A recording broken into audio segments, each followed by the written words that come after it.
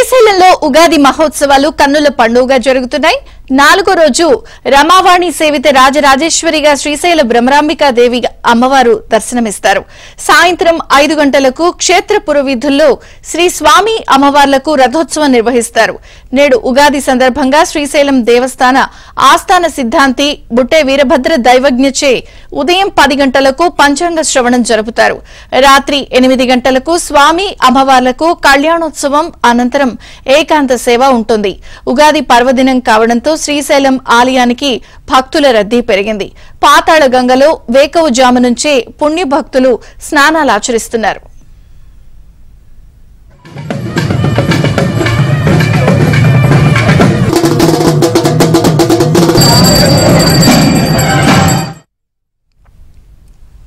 ఇక శ్రీశైలంలో ఉగాది మహోత్సవాలు ఘనంగా చేస్తున్నారు. అమ్మవార్లను కూడా ప్రత్యేక అలంకారంలో భక్తుల కోసం ప్రత్యేకంగా అలంకరించారు. అలాగే ఈ రోజు రథోత్సవం కూడా ఉండబోతోంది.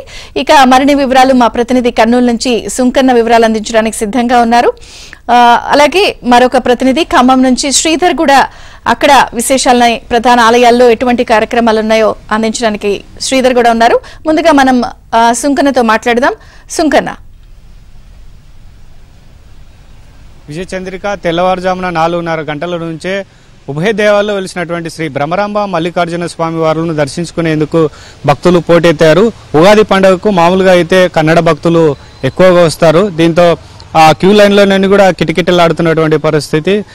దాదాపు ఇవాళ ఒక్కరోజే స్వామి అమ్మవార్లను దర్శించుకునేందుకు 2 లక్షల మంది భక్తులు వచ్చారని దేవస్థానం అధికారులు అంచనా వేశారు. దాదాపు స్వామి అమ్మవార్ల దర్శనానికి 5 గంటల సమయం పడుతుంది. ముఖ్యంగా ఏదైతే ఉగాది పండుగ దినాన కన్నడ భక్తులు అధికంగా వస్తారు. ఎందుకంటే శ్రీశైలంలో వెలిసినటువంటి శ్రీ బ్రహ్మరాంబా దేవిని కన్నడ ప్రజలు కూడా తమ ఇంటి ఆడుపడుచుగా భావిస్తారు.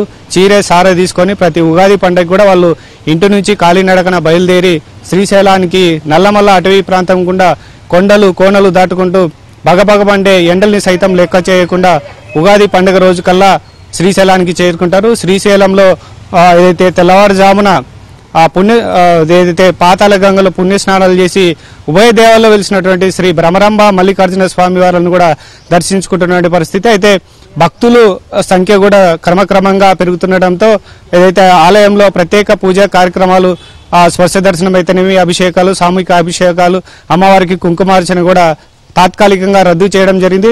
భక్తుల రద్దీని దృష్టిలో పెట్టుకుని ఎలాంటి అవాంఛనీయ సంఘటనలు జరగకుండా దేవస్థానం అధికారులు కూడా కట్టుదిట్టమైనటువంటి భద్రతా చర్యలు చేపట్టారు. సాయంత్రం జరిగేటువంటి రథోత్సవం అదేవిధంగా రాత్రి జరిగేటువంటి కళ్యాణోత్సవానికి కూడా దేవస్థానం అధికారులు అన్ని రకాల ఏర్పాట్లు చేయడం జరిగింది. విజయ చంద్రిక, థ్యాంక్ యూ సుంకన్న.